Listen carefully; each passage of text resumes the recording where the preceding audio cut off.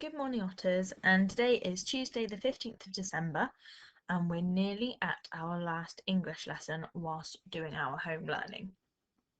You should have finished yesterday writing our shared right, our innovation of the Cobbler of Krakow, and today we're going to be planning our very own independent application.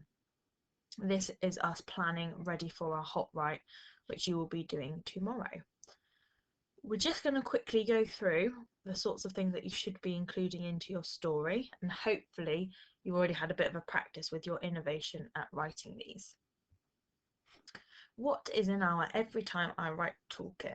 You can pause me here and have a think about those non-negotiables that we have in all of our writing.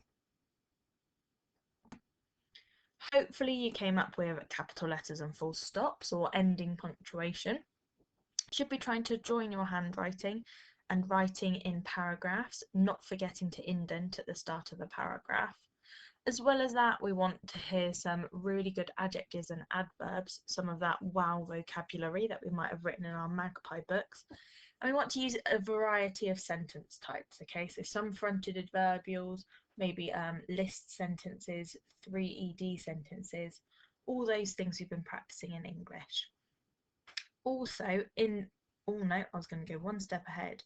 I was just about to start to talk about our Defeating the Monster toolkit. But pause me here, okay, and have a think of what would we include specifically for our Defeating the Monster toolkit.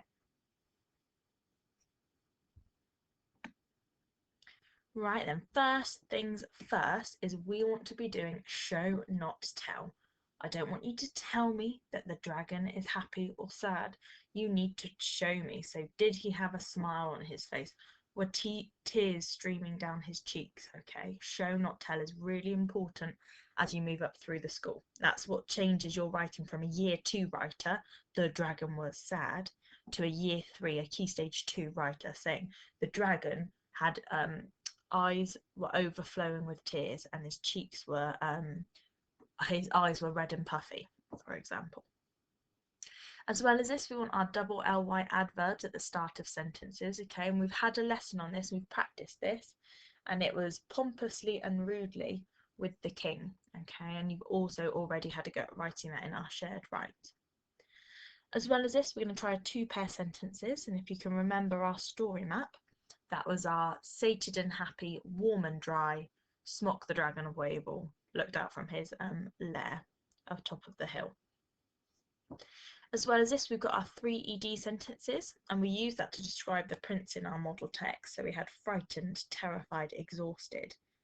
Hopefully you can remember what punctuation you need in a 3ED text, 3ED sentence.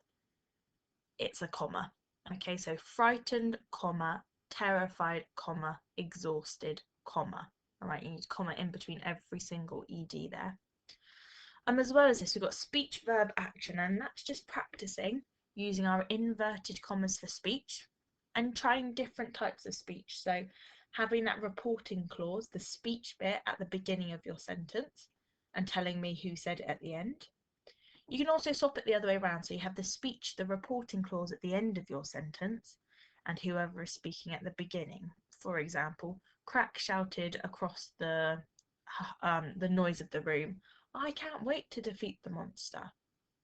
And the third way that you could show speech would be called split speech. And this was also in our model text. It was something along the lines of, don't worry, said Crack, I will give him a meal that he will never forget. So in the middle of the speech, it tells you who was talking. Finally, that last sentence type that we've been practicing was that noun, which, where, who. Okay, and the example that I always remember from the text was maidens, who are in plentiful supply, were his next sacrifice. We don't want loads of this last sentence type, or the 3D sentence, or the 2 pair sentences, okay? 1, maybe 2 of each in your writing will be more than enough. Sometimes the less you use it, the better it sounds, the bigger effect it has on the reader. If every sentence I wrote was a 3D sentence, you'd get to the end of my first paragraph and you'd be a bit fed up of those sentence types by then. Right then, I'm just going back to our plan from our previous lesson. So when we were planning our innovation, we had to think about who the main character could be, what monster could be defeated, how we'd defeat them, and what their reward could be. It's really important when you're planning today, you are not allowed to do an idea that you have already written. Okay, my plan last time was about a blacksmith. He was going to be my main character. Okay, and the monster was going to be a troll. Today, when I'm planning my hot task, I am not going to use them again because I've already written a story on them. If you're thinking, oh no, I haven't got any ideas, I don't have a partner to talk to at home, I've got no one to help me work out some good ideas, have a think about some defeating the monster tales that you already know. So we spoke about some in class. Hercules is always a really good idea, for a really good place to get some ideas from, because in Hercules he managed to defeat loads of monsters. All right.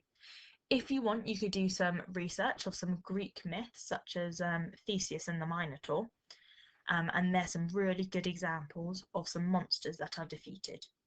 You don't have to copy the story. I want these to be your ideas, but you could magpie a monster from Hercules, or you could magpie Hercules the hero, and then magpie the monster from Theseus and the Minotaur. Suddenly, I've got my main character is Hercules, and my monster is the Minotaur. How I could defeat them, I could magpie that from another defeating the monster tale, or I could just use my imagination and make it up. Always go back to this bit for your first 4 main ideas. Once you've sorted them, you're going to go back to your planning sheet, and it looks like this. In the first column, I've already explained this, it's the defeating the monster general rules, okay? So it tells you what each box is. So this is the opening and the build-up. It tells you exactly the sort of things you would include. So we'd need to introduce the monster, and the monster starts causing some problems. All right. In this middle column with the green, this is my innovation. So this is what we shared wrote, okay, and you've already done this piece of writing. This final column is what we're going to be writing in today, and this is planning our hot task. I'm going to use the green highlighted questions to help me as I plan it. So I'm still going to look 2-pair sentence to describe the monster, okay. If my monster is going to be the Minotaur, I'm going to write a 2-pair sentence in there. I'm going to work my way through all 4 of these boxes, still using that green highlighted section to help me. If you are really stuck, for example, if I cannot think of a name for my monster, I could magpie that.